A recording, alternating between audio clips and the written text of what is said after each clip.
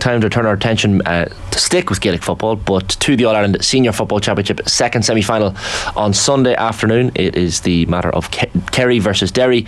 Delighted to say we'll have Paddy Bradley on the line with us in just a second. We do have Mike Frank Russell, former Kerry legend, on the line with us this morning as well. Mike Frank, how are things?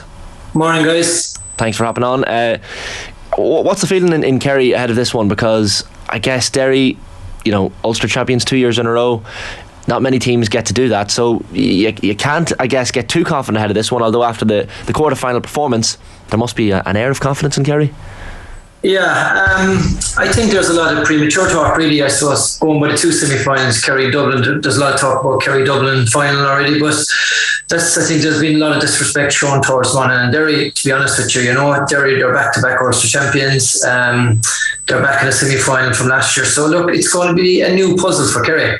They got over Tyrone in the quarter-final, very impressive, but Derry, to me, there's something about them.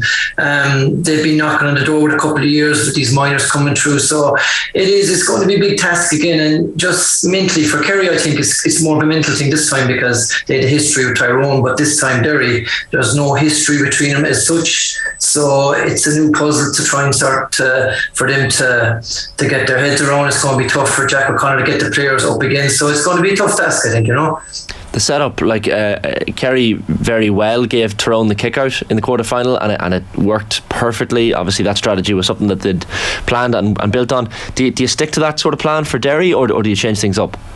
Yeah, I was talking to one of the Kerry players last week, and the word he used was patience, because I was actually up at the Tyrone game and they gave him the kick out, but I think it's going to be the same, because Paddy Tally's come in as a coach for Kerry, and their big emphasis is protect the D to stop goals, and Derry have got a goal in all their games this year, apart from the Monaghan game and the round robin. So Kerry are going to set up to stop Derry getting goals, because I think Derry are going to need 2 or 3 goals to beat Kerry. I can't see Derry scoring 17, 18, 19 points. So I think Derry are going to have to get 2 or 3 goals. So Kerry are going, let's be honest, Kerry and Dublin, they're saying traditional teams, but they can play defences as well, which they did against Tyrone. And Kerry will be trying to protect that D again against Derry. Yeah, that was probably one of the most impressive things about Kerry in that quarter final. They scored 111 from turnovers. They probably did what Tyrone normally do to Kerry, and that's probably the influence of Paddy Tally in there as well. Absolutely, yeah. He's really come in and solidified the D. Tadmorley is sitting in front of the D now. Can Derry occupy Tadmorley on Sunday? Can they drag him out of there and try and open? Because I think Derry will try and hunt for goals. If Kerry can protect that, I think Derry have a great chance. But for me, Derry will have to get 2, if not 3 goals to beat Kerry. And even the midfield battle, that's one in particular I think there'll be a lot of eyes on. We talked a lot about it against Tyrone as well, and just look at the performances that the Kerry went on to have. Diarmuid was unbelievable in the middle that day. He picked up the man of the match. Obviously with Derry, people say that it's one of the best midfields in the country. That's probably going to be one of the main parts of the game, the winning and losing of it. Yeah, Conor Glass and Brendan Rodgers, I mean, they're coming up with big scores, but the last day, Diarmuid O'Connor, I suppose, from us Kerry people watching him, he became a man. He came of age. We knew he had this potential, and he just really took over the game, and so it's going to be fascinating. A big step up now, another step for Diarmuid. Can he go again against probably the informed midfielder the last 2 or 3 years, Conor Glass? So it'll be fascinating. Going to be very interesting. Brendan Rodgers have to be watched as well, because he's going up scoring freely as well, and he's a big weapon on the attacking side for them as well, So Jack Barry will have to be able to track him as well. It's an unchanged team from Kerry for this one as well, Mike Frank, and I know Killian Spillane, I think, is one of the Spillane certainly left out of the panel, but the fact that he's gone with an unchanged team, albeit we kind of sit and wait in Croke Park press boxes waiting to see will there be any changes before throw-in, but even looking at that Kerry half-back line, the importance of them, Paul Murphy, Tadmorley, Gavin White, have been brilliant, and they've been a crucial cog in this Kerry team the whole year. Yeah, I'm actually surprised Killian Spillane, he's back training, hasn't made the panel. I'm a big fan of Killian. The last number of years, I suppose he's been labelled now as an impact sub, a super sub, but he's always produced and he's come on. So I think when you come to this stage of the championship, he has that bit of experience. So to me, I think on Sunday, I personally think it's going to go down to the last 10, 15 minutes, and you're looking at Kerry's benched in, possibly the likes of Killian Spillane, when he's not there now, but Tony Brosnan, these guys. But yes, that's just one thing. We're going back to the half-back line. They've been playing very well, especially Gavin White. He has pace, he's counter-attacking, he's bringing the ball in up the field. So the Derry half-forward line are going to have a busy day tracking them. But on the flip side, the Derry half-back line, Garrett McKinless, these guys, they I suppose the 4 teams left are probably the paciest counter-attacking team in the country, in my opinion. They're transitioning very quick, so Kerry half-forward line are going to keep tabs on them also. So there's a flip side to it, you know. Declan Bogue was on the show last night with Nathan. He was making the point he feels Shane McGuigan is more important to this Derry team than David Clifford is to the Kerry team. And what he means by that is, I guess Clifford has a lot of star power around him. Seanie O'Shea chips in with the scoring as well, obviously from play and from place balls. But would you go along with that McGuigan maybe is more important to Derry than Clifford to Kerry? Possibly, yeah. I nearly agree with that, because as I said already, I think to me on Sunday, Derry, I think they need to bring just something different. I'm going to be looking at like the Kieran McFall, Ethan Doherty's, Niall Toners. Can they help Shane McGuigan to chip in with an extra 2 or 3 points? Because when you get to this stage of the championship, Clifford has a support cast too, which is absolutely brilliant. And same with Doug McConnell. Can Shane McGuigan get some help on Sunday? Just because he's going to be a mark man. These guys, these marquee forwards. But I think that Derry have to bring something different in forwards this Sunday to help Shane McGuigan. But to see how important he is, absolutely. Yeah, at the start of the season, I wondered, can Shane do it in these big games? And my God, literally every game he has stood up for them. I think he's still top scorer now at the minute. But probably the fear there for Derry is that David Clifford didn't have his best performance the last day. Yes, he had this unbelievable kick from the sideline, what a pass, but he probably wasn't at the heights that he's normally at, and that'll probably be one of the factors of the game. Who do we think will pick him up? Probably Chrissy McKay. It's fascinating, yeah. People are saying, I suppose you're coming to expect David now to be scoring off the charts, but I actually thought he played well. He drew a lot of attention. There was 2 or 3 drawn towards him the whole time, so it freed up a lot of the Seanie O'Shea's and these guys. So I think if Kerry win the next day and Jack O'Connor, David Clifford has done a job of attracting attention and the other fellas get loose, so be it. Kerry would be happy to take that too. But yeah, the matchups will be fascinating, I think. What we're hearing is Paddy might know more there about it, but it looks like Chrissy McKay is going to pick up David Clifford. What I like about this Derry team too, they're very adaptable. If you go back to the Shot Neal club team, Brendan Rodgers played fullback, Chris McClay used to play centre back and used to pick up Diarmuid Connolly for St Vincent's. So are Derry going to throw a cat among the pigeons and change a few positions around? But at the moment, what we're hearing is going to be Chrissy McCaig and David Clifford, so that'll be a fascinating duel. Conor McCluskey could be picking up Seanie O'Shea, Padraig McGrogan and Paddy Clifford. So, but Derry, in their defence, they're adaptable. They switch positions. So are they going to throw a curveball and try something different, We do have the former Derry star forward Paddy Bradley on the line as well. Morning, Paddy. Mike Frank was making the point there at the outset that there's been a lot of disrespect afforded towards Derry and Monaghan in advance of these semi-finals. A lot of the papers and a lot of the pundit opinions being that it's already essentially a Dublin Kerry final. Has that attitude been picked up in Derry? Is this a siege mentality thing that might be used by these teams, by both Derry and Monaghan? I wouldn't say it's necessarily a siege mentality thing, but yeah, I suppose everybody up at this part of the country, I suppose, looks at it that everybody's saying that Kerry and Dublin's going to make the finals, and that's the final that everybody wants to see, the two, I suppose, star-studded lineups. But Derry aren't going out here without a chance. I've been saying it all week.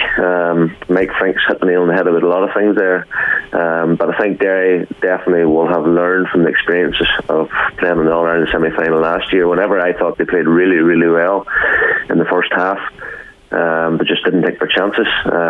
They're a more experienced bunch. they're a better squad now. I think they've unearthed a couple of players and a couple of subs, the likes of Lachlan Murray, who can come on. He came on last year and got a goal against Galway late in the game. I think he's a better player that can make an impact. And look, the likes of Christian McKagan and a few of these lads will know it's maybe their last chance maybe to get to an All-Ireland final. So look, they're going down quietly confident. Look, Kerry are obviously favourites, All-Ireland champions, star-studded lineup, but Derry at 3-1 outsiders, I give them more than a chance than most. Yeah, Paddy, it felt like last year a lot of talk around Derry was that did they have the firepower up front to go on and to go all the way? Basically, maybe that was a question mark over it. Do you feel that Derry are in a better place now than they were this time last year? I think they are, but look, a lot will hinge on the performance. You've already mentioned of Shane. You said yourself, actually, he's one of the top forwards in the game. He's top scorer. Probably been off the boil in the last couple of weeks, but that's grand. He hasn't been playing his best, but he's going to, he's going to be double teamed, triple teamed. I think Sunday's going to see the best of him, but he is going to need a bit of a support cast, like Mike Frank again mentioned the Kerry forward line.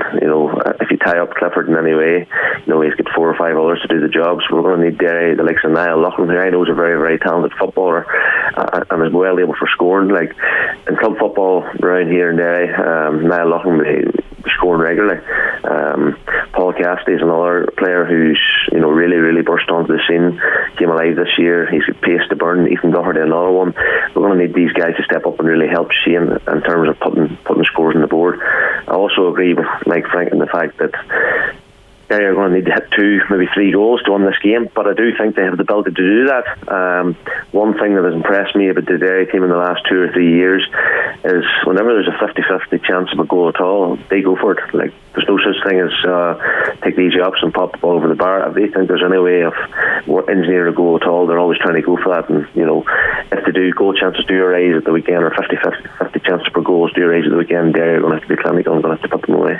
This is the thing, Mike Frank, as well, about this Derry team that Kerry are going to have to match, I guess, is work rate. And certainly against Tyrone, you could see Tyrone's energy sapped as the game wore on, and Kerry's work rate was very high. But even in the Derry Cork match, albeit it probably wasn't as convincing as Derry would have liked, but still, it's an All-Ireland quarter final that got over the line, did the job, and it was a bit of a swirling breeze in Croke Park that day as well. Like, that intensity, that work rate, that's something that Kerry are going to have to match, because the Derry are going to bring it. Yeah, absolutely. Especially around the centre of the field with the 2 boys, Conor Glass and Brendan Rodgers. Most midfielders have 1 runner and 1 fella sitting, but the 2 lads, they are going up, they're scoring, they're just relentless. They're fabulous footballers, 2 boys, and they're so adaptable. You could play them in the forward, you could play them in the half back. So Jim O'Connor and Jack Barry are going to have to put in 2 massive shifts, and they have a big task ahead of them with the 2 boys, because they can break lines and they're a threat going forward as well. But work rate around the middle is going to be key, absolutely. And Paddy, it's not just Shane McGuigan, I guess, that Derry have to, or that Kerry have to be wary of. You even see at in the Cork match, Paul Cassidy popping over with a number of lovely points. Even the way they reacted to the Cork goal, Conor Doherty comes straight off the pitch and gets a goal back. There are a lot of talents in this Derry team that I guess Kerry have to be wary of. And the other thing is, and Ashley mentioned it, like you probably are in a better position than last year, even from a strength and depth perspective. Like maybe there's a couple of lads now coming off the bench that maybe last year you looked at 1 or 2 players, but there seem to be more talent coming off the bench than last year. Yeah, look, one of Derry's strengths is they're attacking from deep. You mentioned Conor Doherty gets a goal the last day. He also got a goal against Donegal. Obviously in Ballybuffet, Gareth McKinless a goal that day too, Paddy McGrogan. Like, them 3 boys in particular coming from the half-back line, along with Conor McCluskey, give Derry serious impetus from the back. It's been well documented, the strengths of Brendan Rodgers. Obviously, he's been let off the leash this year, going out to midfield. Even from a Donegal point of view, we try to set up, obviously to try and stop Brenton, but he's so hard to defend against. He breaks lines, he makes ground, he sucks men in and offloads ball to shooters, or he's well able of taking a shot himself. Like, how many times have we not seen Brendan Rodgers? And this is something I wouldn't have, put him down for as being a long distance shooter, but in this championship alone, he's maybe kicked 6 or 7 points from 45 yards or beyond. A key player for Derry at the weekend for me is going to be Kieran McFall. Obviously Kieran missed the start of the championship when he was in America. They're playing him in there in corner forward, and he's sort of been given a free role, but to me a lot of the football he's played has been on the periphery, has been on the fringes. To me, Derry need to make him a central figure. Before he went to America last year, he was centre half back. He can't disrupt how things are going in that defence, because that's probably man for man, it's as good a defence as there is in the country. But I think Cian McFall, if we put him at 11 and try and put a lot of ball through him, like, Derry can't go into containment mode here at the weekend. I think at times they're going to have to defend with 15 men, but at times they're going to have to keep the Kerry defenders honest, keep Shane McGuigan posted high up the field, and maybe try and post Cian McFall at 11 and play as a link and try and get early ball into the two men, because if Derry go into containment mode with 15 men behind the ball, yes, they'll make it very, very hard for Kerry. But I think Kerry, being as experienced and as good a football as they are, will figure that out, and it'll just be death by a thousand cuts. So I would like to see Derry in the early stages, say maybe post men a wee bit higher, the likes of Cian McFall, Shane McGuigan, and try and go at Kerry early doors. And Paddy, one thing that Derry will do is obviously Oren Lynch will come out. That could be a very risky thing against Kerry, having the likes of David Clifford, Seanie O'Shea, the speed that they have to get in behind. Yeah, and I suppose if you remember back to last year's All-Ireland semi-final, he was caught out of goals a few times too. But in fairness to Oren, like, he's not, he wasn't a keeper to begin with. He's not orthodox, but I think he's had a really, really good season, and he's developed particularly, maybe from the confidence of maybe saving them penalties, for example, in the Ulster final. I'd have questioned him coming out the field as much as he has done, because I thought at times he looked a bit jittery. Even in that Ulster final early on in the game, I thought Armagh nearly had him turned over 2 or 3 times. But the more the season went on, he's looked very much composed. But you're right, all it takes is one slip up here, and the likes of the Kerry forward line will obviously punish you. So, as I said earlier on, Derry are going to need to get 2 or 3 goals themselves, and they're going to have to keep the goals out from the Kerry point of view. Seanie O'Shea has been brilliant as well this year. Mike Frank, really picking up the slack and popping over scores for this Kerry team. It's hardly surprising when you see the accuracy of him, but how important has he been to Kerry this season? Great link, man. He came under a bit of pressure after Munster Championship against Mayo.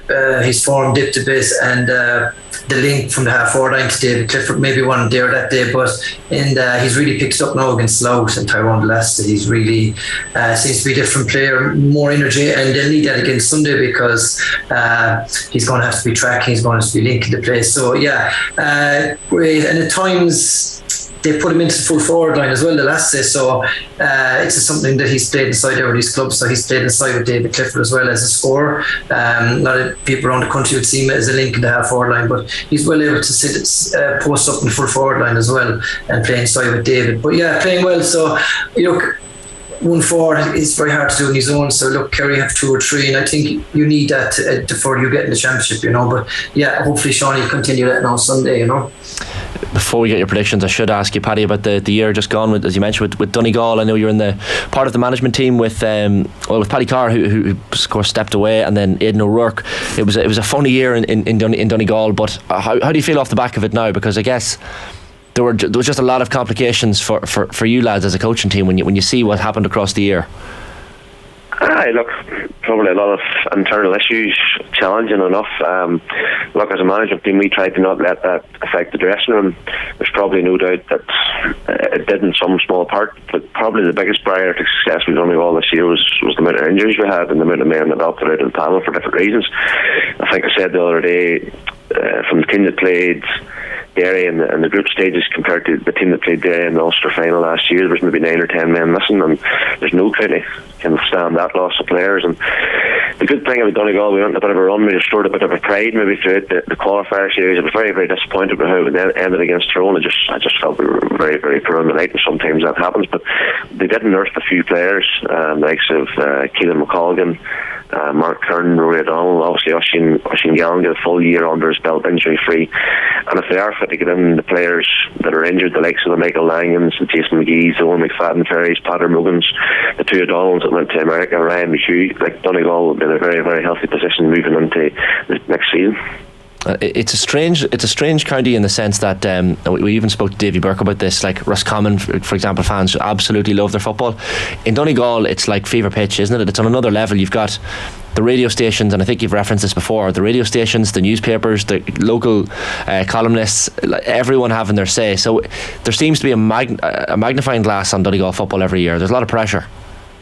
Yeah, look, to their credit, the Donegal people are mad about the football, and I get that. And look, in terms of myself and Aidan, two outsiders coming into the county, the support we received was phenomenal. I must say the support at the matches was brilliant. Like, even in the bad times, and throughout the National League campaign, the people that were coming to support the team, and even coming after the game to the players and that to keep the head up, they're brilliant people. That's just the warmth of Donegal people that everybody's well aware of. But as you say, there's just so much scrutiny in the players that sometimes it's a wee bit unhelpful.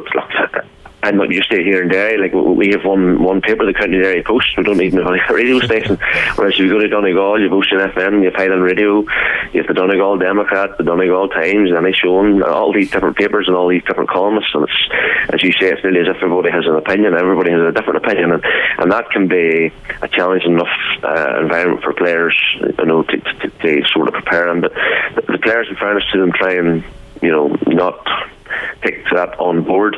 But this year, just given all the other stuff going on in the background with the county board, with the academy, it was just a very, very challenging year, and I'm sure it's one the players will be keen to sort of put behind them, and they'll be wanting to regroup and restart off and try and get everybody back rolling in the one direction again next year. Lads, prediction time. We'll go to you, Mike Frank, first. Who are going to be the two All-Ireland finalists, I guess, is the question at the end of this weekend? Well, you'd like Kerry to be anyway, but a tough semi-final coming up for sure. I think Kerry will try to get ahead early and set the terms of engagement, but Derry will be trying to keep it tight, I think. 60-65 minutes. And then I'd be worried, to be honest, if it's tight, because Brendan Rodgers and Conor Glass are such good footballers. They will maybe need one opening and they could protect that lead then. But I think you have to look at Kerry's bench then if it's tight and it's going down the stretch for 60-65 minutes. Tony Brosnan's and these guys, So look, I think Kerry by 2 or 3 points, but I'd be expecting the bench to get us over the line. That's hopefully. And will it be Dublin or Monaghan playing them in the final? Dublin, you would think, but I think a very tough semi-final coming up there as well. Monaghan in the last 4 competitive games, they've beaten them 3 out of 4 times, but Dublin looked ominous against Mayo, so you would have to fancy Dublin, but maybe just about. Paddy, you going along similar lines here, or are you gonna change it up? No, you're gonna say it's my heart around my head here, but I'm gonna go for a shocking Derry to win this one by the smallest of margins. Unlike what Mike Frank says, I think they're going to come out of the blocks early here and try and get a bit of a lead. They're good front runners. Whenever they do get a lead, they tend to suck teams on and hit them in the break. I think, look, in terms of defensively, I think they match up really well against the Kerry forwards. There's no doubt that Kerry forward on their day can clean anybody, but I just think Derry will be defensively sound. I think a lot will hinge on the performance of obviously Shane McGuigan, Kieran McFall up front, but I think the likes of Paul Cassidy and Ethan Doherty provide lots of pace, with pace coming from deep. Obviously the likes of Glass coming late from midfield, Brendan Rodgers. I think we have the ability to get goals, and I think we will get into an early lead, and I'm hoping we'll hold on to it.